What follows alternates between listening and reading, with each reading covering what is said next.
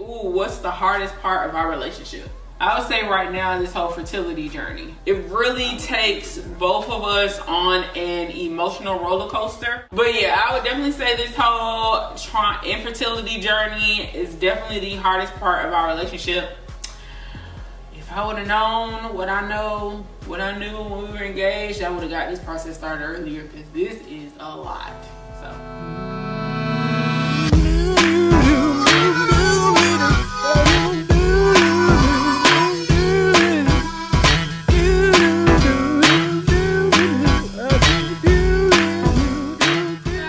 Welcome back to the Blaxstones show. It has been a while since we have been on our channel. We just wanted to thank you guys for rocking with us. This is our first video of 2022. Happy New Year. We appreciate all the love. We definitely rock with all of y'all. Y'all are basically like our family. So just thank you guys from the bottom of our hearts, honestly. Bottom. From the bottom. It's like stomach. Yeah, so if you are new to our channel, hello, welcome to our channel. We're the Blaxstones. Make sure you guys hit that like button on this video, hit the subscribe button, and also hit that notification bell to know when we drop videos, because like I said, we are back. So if you're not following us yet, make sure you follow us on @the Blaxstones. Brian will put it somewhere in this video. Instagram? Yeah. Oh yeah, and Blaxstones on TikTok. Yeah, and @Blaxstones on TikTok. So we'll put all our Blaxstones. Okay. I'm sorry. Go ahead. He is going to put all our social media stuff where you can find us and find videos and stuff somewhere on this screen, and it'll also be in the description box. So make sure you do that. Got y'all. If you're not new to our channel, welcome back. We missed y'all. So this video is kind of a serious. Finish with the greetings. Hold on. Finish with the greetings? We supposed to do the updates. We'll give everybody updates. What's going on? Yeah. Yeah. Okay. We are monetized now on YouTube. So But everybody don't need to know that. when you play, huh? They don't need to know that. They don't need to know that. Because then maybe they won't play our video if we What? Make sure y'all watch the ads, man. yeah, maybe they'll skip ads. So they don't, I think you need to X that out. They don't need to know that. Anyway, they don't need to know we monetize. We monetized. Play the ads. They don't need to know that we're monetized.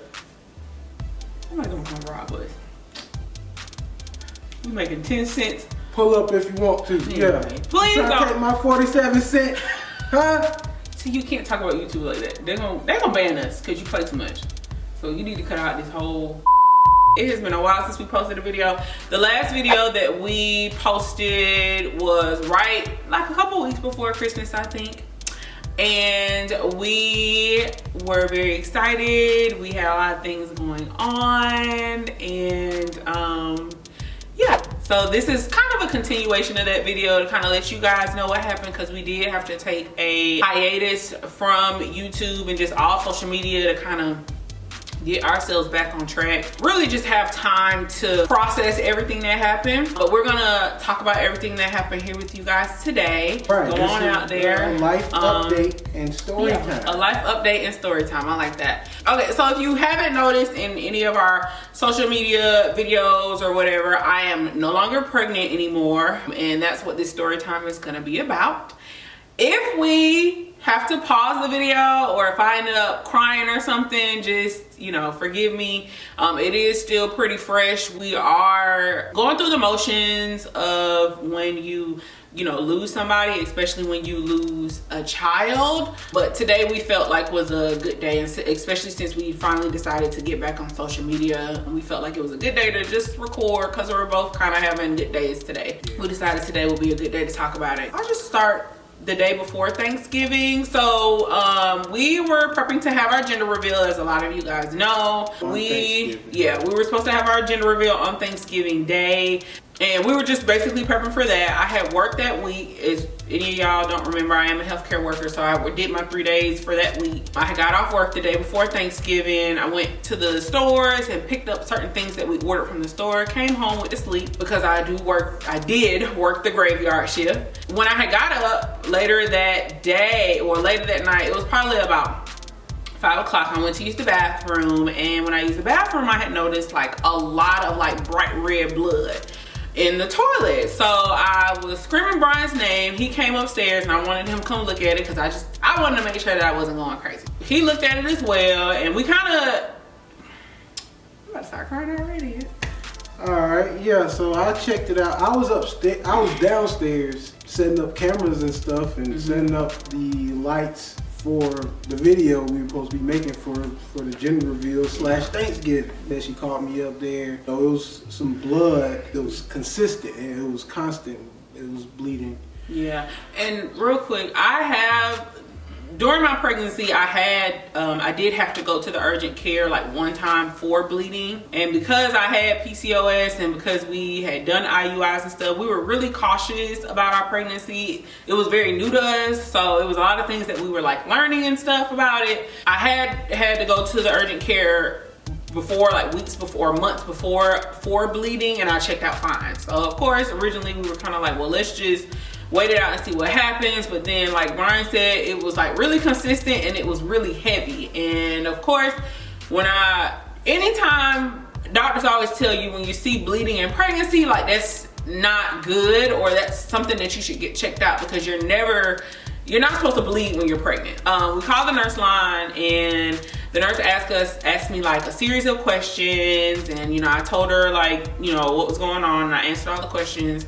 And then she was like, okay, well, I'm gonna talk to the doctor, and I'm gonna call you back, and I'll let you know your next step. So in the time of her like talking to the doctor, I decided like, let me just take a shower and see, but the blood was still pretty consistent, and it was like coming heavy. By the time I got out the shower, the nurse called me back. She said the doctor basically told her like, hey, they want you to go to the hospital because she looked at your most recent ultrasound scan. We had our second anatomy scan on Sunday because our baby was like moving all around, so they couldn't get all the images of the heart they wanted, so we had to have 2 anatomy scans. So that we had recently had our second anatomy scan, and so she was basically looking at that anatomy scan and like previous ultrasounds, and she was saying that based on my ultrasound, she wanted me to come to the hospital. And because I at that point was already 21 weeks, I was 21 weeks, so she was like, we want you to go to the hospital, we don't want you to go to the urgent care. So I was like, okay.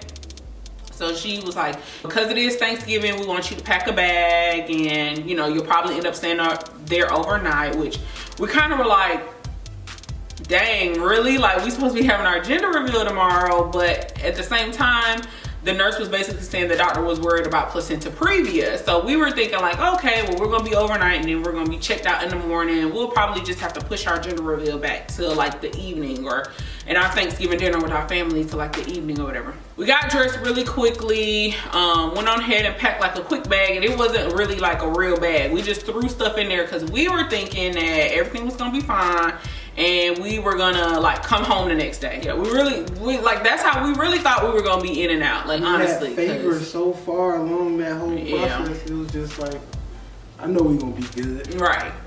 So we get to the hospital, we check in, and it took about an hour before we actually went back to our room because, of course, it was really busy. It's Christmas. It's Thanksgiving Eve. It's super busy. It was a lot of people in the waiting room. Like, some women looked like they were like ready to go into labor already. So it took them a while to check us in and get us in a room. So when we got to a room, we were in the triage room, and it was crazy because I was just like, I just left this place. Like, the hospital that we went to is the job that I work at. So I was like, I just left this place and now I'm back. So it's the hospital that you work at. Yeah, it's the hospital, not necessarily the floor, but the hospital I work at. I hope y'all are able to follow this story because it's all over. Yeah. We checked into our room. The charge nurse came in and she was introducing herself and telling us that the nurse would be with us shortly. And then she kind of like did a quick assessment or whatever and was like, the doctor's gonna come in soon. But I was like, I gotta pee. Like, do you need a urine sample? Because every time I went to the doctor, they needed a urine sample. So I just assumed that they would need one, and they needed one. And when I went to pee, like, I started seeing clots when I was using the bathroom. So gave her a urine sample, showed the charge nurse, and she was like, I'm gonna leave this here so the doctor can look at it. At this point, we still don't know what's going on. The doctor hadn't come in. So eventually the doctor comes in and she was like, I'm gonna do a quick vaginal exam on you. So she did the vaginal exam, and next thing we know, she's like, okay, well, this doesn't look good. So we looking at each other like, what are you talking about? And she basically was telling me that I was already like 4 to 5 centimeters dilated, and I shouldn't be dilating only at 5 months, and like, you know, this isn't good. And she was saying like, you know, it looks like your amniotic sac is still intact, but you know, you're already dilating and we can't really stop you from dilating. Everything she was saying was kind of like, what? At 5 months, like this stuff shouldn't be happening. So at that point, they put me on like strict bed rest. I couldn't do anything really. They told me that in order to use the bathroom, I had to use the bedpan, which was the absolute worst. But at that point, we really didn't do anything because we still had faith that everything was gonna be like okay. She told us that the specialist would come and see us in the mornings. She consulted a maternal fetal specialist and said that that specialist would come see us in the morning. Yeah, which was Thanksgiving Day. And she also told us that another one of her partners would come in the morning and see us. So that night, she really didn't do anything. I think she drew like a couple of labs. She put me on bed rest. But basically, she was saying like we were gonna be admitted and we probably were not gonna go home on Thanksgiving Day. So we called our parents, we called our family just to update them and let them know what was going on. We hadn't like canceled Thanksgiving or whatever yet. So we just basically like slept in our room that night until about like 4 in the morning. We finally got a room in the labor and delivery area, and they had like hooked me up to this like contraction monitor because I wasn't having any contractions. I wasn't having any type of pain or anything, but they just wanted to be able to check my contractions and make sure that I wasn't having any, to make sure I wasn't going into active labor. So I think when I got in the room, the nurse was like, I had maybe like 1 contraction that she noticed on the little monitor. I don't even know what that thing is called, but the little band they put over your stomach, that little thing, they had that over my stomach just to check for contractions. So the next morning, which was Thanksgiving morning, the first doctor that came to see us was the actual like just hospitalist doctor. And he basically like sat us down and told us that unfortunately I had something called cervical incompetency or incompetent cervix, which we had never heard before. Yeah. And that basically our baby, I was gonna probably go into labor in the next 24 to 48 hours because I was still dilated, and that like our baby probably was not gonna survive because I was only 21 weeks, and most babies don't survive until they're like 24 weeks or something like that. Basically, he came in and told us, this is what you have. Your body's probably gonna go into labor and your baby's not gonna survive. So we were like, before we go forward, right? Yeah. The IC or incompetent cervix. You want to tell them what that is? Basically, it's a short. Basically, they also call it a short cervix. Yeah. During pregnancy, what happens with people with a short cervix? Their cervix starts opening wider and wider, and eventually, the amniotic sac and the baby starts to come out because the cervix is opening before it is supposed to. Yeah. And incompetent cervix. Yeah. And if you've had a baby before, you know like your cervix is supposed to be shut the whole time you're pregnant until you are going into labor, which is when your baby is full term. And when you have an incompetent cervix, your cervix slowly just opens up as your baby gets bigger or as you go on throughout the weeks, and then your cervix just keeps getting thinner and thinner, and it opens up, and eventually you start having signs of labor. So like one of my signs was bleeding, or bleeding with no pain is one of the symptoms of it. And then they said some women just actively just go into labor and just start having basically like labor pain. So we had no idea what that is, had never heard of it, didn't know that I like could have had it. Like it's not something that can be passed down. Nobody told us. Yeah, we didn't know. Yeah. So this is a PSA for everybody. Yeah. Anybody that's pregnant and possibly going through any type of fertility treatments, you know, just ask them to check your cervix. We're not saying that everybody who goes to fertility treatments like has this, but I feel like for somebody who had fertility treatments before, I feel like a lot of doctors don't check you as often as you're supposed to once you graduate from your fertility clinic. Because I feel like when we graduated from our fertility clinic and went to like the regular OB, we just were getting our normal checkups. And I feel like we should have been considered high risk because we had to have like fertility treatments. Even though like we were able to get pregnant naturally, the fact that I had like PCOS and obesity and pregnancy, and we had, you know, past fertility treatments that failed, like,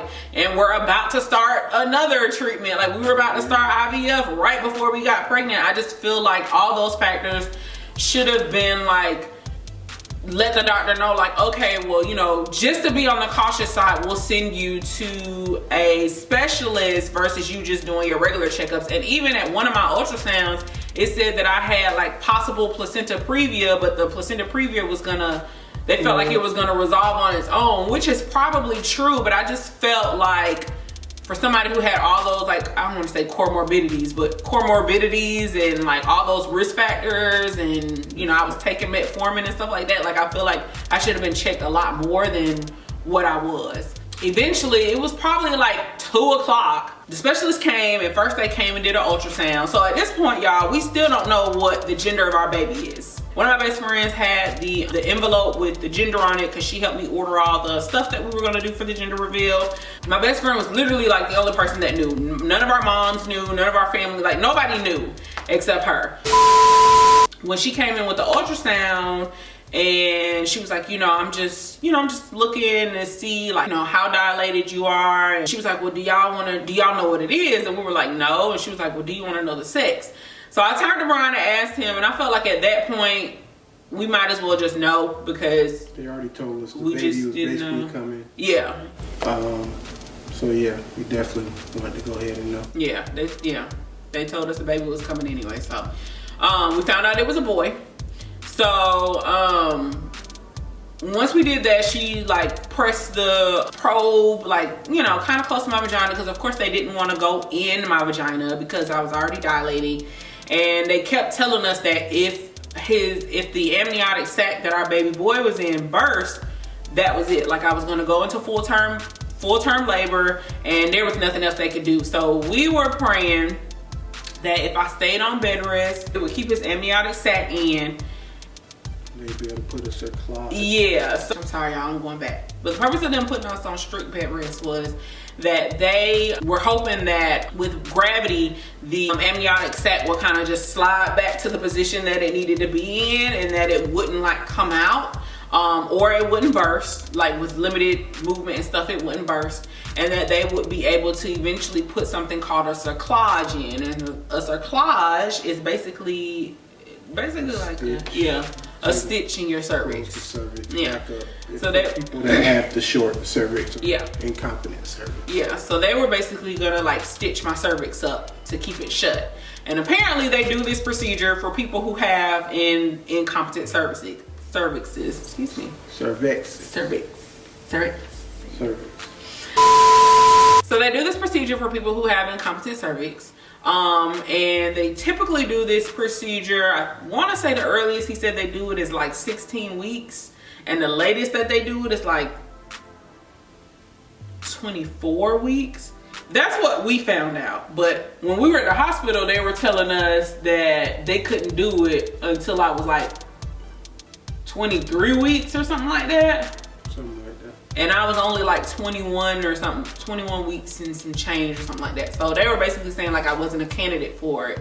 And because I was already 4 centimeters dilated, like they were basically saying there was nothing they could do because the process had already been started. So they did the ultrasound. We found out what we were having. When they pressed the probe against my, just against my vagina, like, our son's leg was literally like out. Like you could see it on the, like she showed it to us and gave us a picture of it. I don't know if Brian gonna post a picture of it on here, but when she just pressed, like she didn't even put the probe in my vagina. She literally pressed it on my vagina, and you could see his foot like about to kick out my vagina.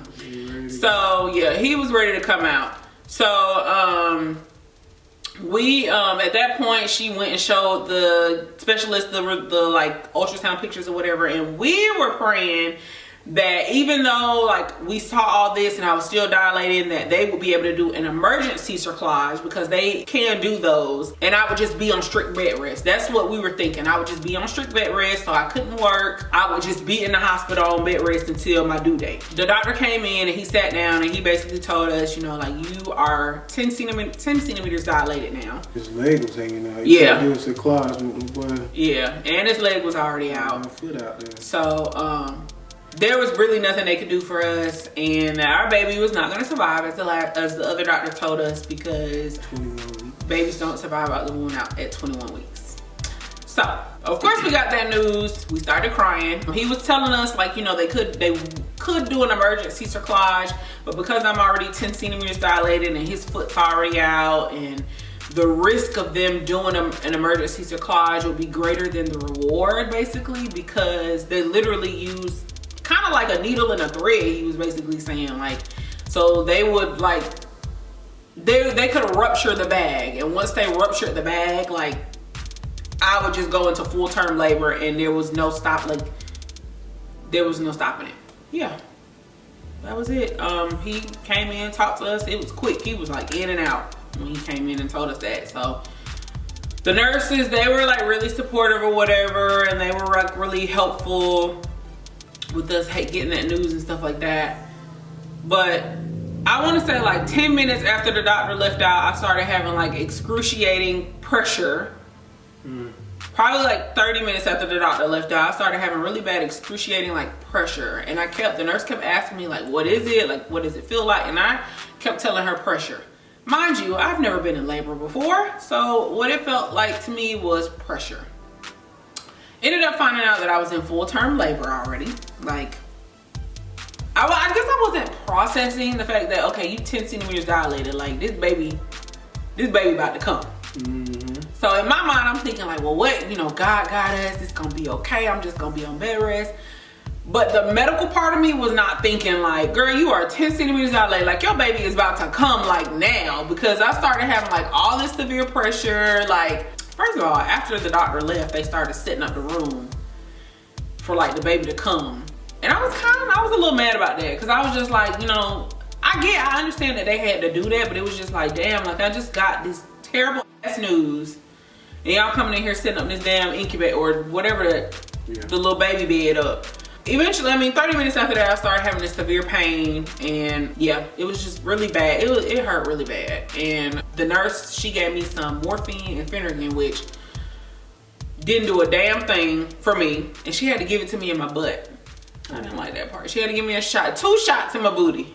I didn't like it. Those weren't doing anything, so she was eventually asking me like, do you want an epidural? And I was like, at that point, if you have given birth before, oh my God, yes, you know that pain. It was bad, and that was my first time going through that. It was so bad. It was so painful.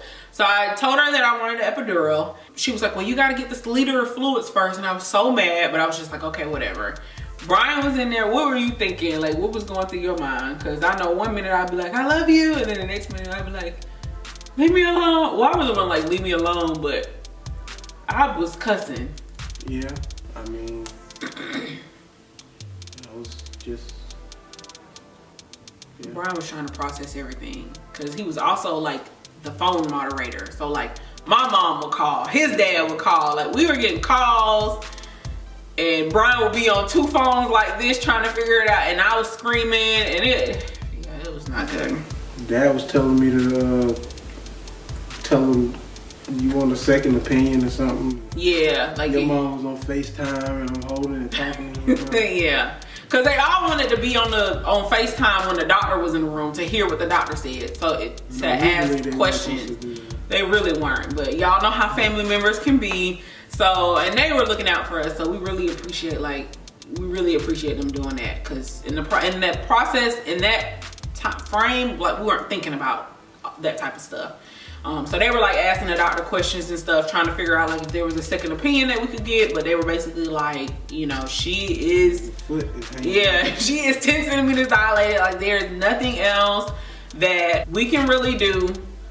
This baby is gonna come in the next 24 to 48 hours. Yeah, we're gonna wrap this up because our camera just kind of shut off and let us know. But yeah, so she started the liter of fluids. They started me on an IV. Brian went and told them that the fluids were done, and they were coming in with the epidural machine.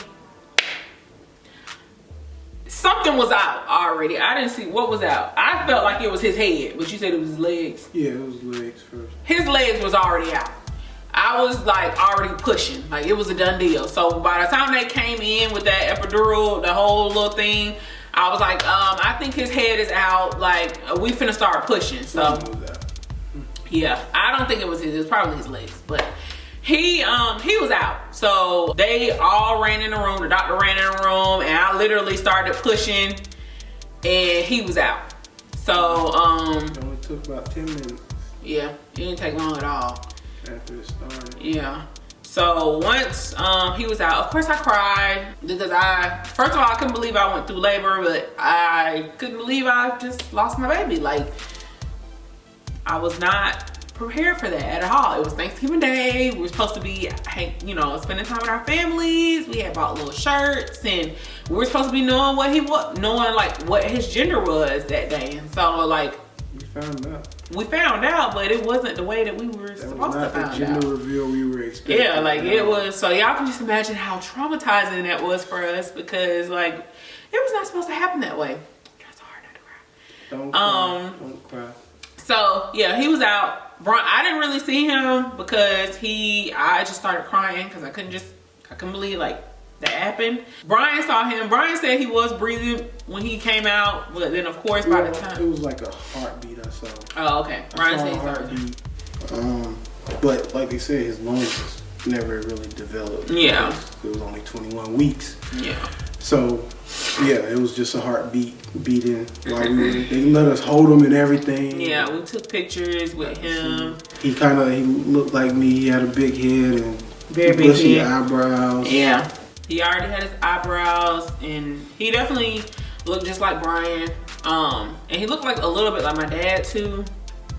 But yeah, my mom they were all up there, and literally because she had came and brought us something to eat because we hadn't ate all day because the hospital food was disgusting, and she just wanted me to be like eating and stuff because I wasn't getting like fluids and stuff from the hospital, so she wanted to make sure that I was eating. And by the time she came there, like he was already here and I was holding him, so they got to see him on FaceTime. And of course, because of COVID, like they would not let them come up to the hospital, even with the situation, in our room, even with the situation that we had. So we were able to send them like pictures and stuff.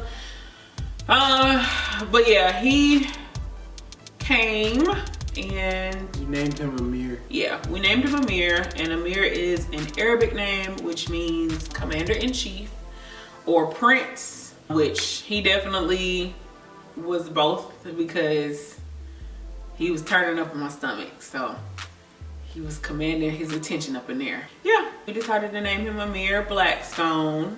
We also plan on planting a tree in our yard. Yeah. Well, I guess once we get the other tree knocked down. Plant a tree in our front yard and to remember him. Yeah. Because we always will remember him, and hopefully it doesn't ruin Thanksgiving for us going forward. But I know we're gonna have some feelings during Thanksgiving and in April during, his due date was supposed to be April 9th or something. April 6th, somewhere around there. So yeah, it's been tough. That's why we took a break for a while. Yeah. But kind of like, when NBA players get injured, we're day to day, man. I'm good today. Tomorrow it might be some knee soreness, ankle soreness, all that. Yeah, and we've had our trigger. Like one thing they told us before we left the hospital is that we're both gonna go through our different griefs, like stages of grief, and we're gonna go through it together. And we realized that once we got home, that That is very true, even though it's only been like 2 months. We both go through our different stages. One day I might be good and Brian's not good, and one day vice versa. And some days we both just aren't good, where we just don't want to do anything and we kind of lay around the house. So it has been like a true process. It's been a very hard process because you have to move on with your life. Eventually, you know, you're not going to forget your loved one and you're not going to forget your child, but you have to move on. And we realized that, like, we did both take some time off work. We took about a month and a half, or almost, a month and a half off work. But we knew that we had to get back and start doing things that we normally did before all of this happened.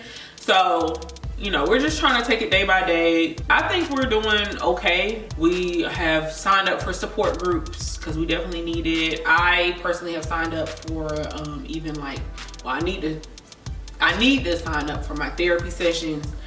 Because this is proven to be. No, remember she gave me external names, so I gotta call them and set an appointment. Alright. So this is definitely proven to be one of the toughest things we did, but it did not discourage us from wanting to have more kids. If anything, like I said before, this makes me want to have a lot more kids. They did tell us though that this will possibly happen again. But they know now that I have incompetent cervix, and so they will take the proper precautions. So they basically told me as soon as I get pregnant again that I would need to go to a specialist, and I would probably be with a specialist the entire pregnancy. I will be considered high risk. I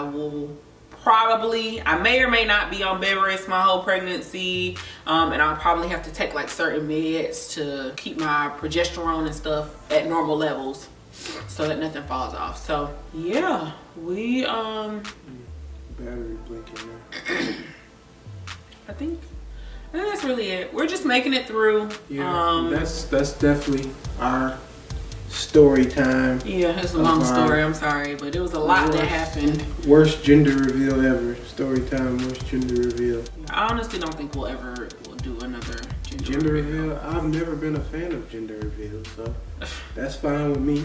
I don't think we'll do another one. I think when we get pregnant again, I don't know. I know I've had conversations with you about this. I'm scared to get pregnant again. Not necessarily scared to get pregnant again. I'm scared more so like what will happen. Like, I just want to make sure. Like, we were so cautious with this baby, so now I feel like we're gonna be overly cautious with the next babies just because we know. And they also told us that with incompetent cervix, unfortunately, they don't find out you have an incompetent cervix until you go through something like this. So I'm in a support group on Facebook of women who've had like stillbirth deliveries and some women who have like incompetent cervix. And a lot of them said they had to go through the same thing that I went through before they diagnosed them with incompetent cervix. And I've even heard some doctors won't do a cyclage until you've had like 2 stillbirth deliveries, which is fucking insane, because like, who the fuck wants to go through that shit? Like, I'm sorry, I don't mean to be cussing like that, but this was traumatic for both of us. So like, why would you put somebody through that like 2-3 times? Like, are you kidding me? Like, what kind of doctor are you?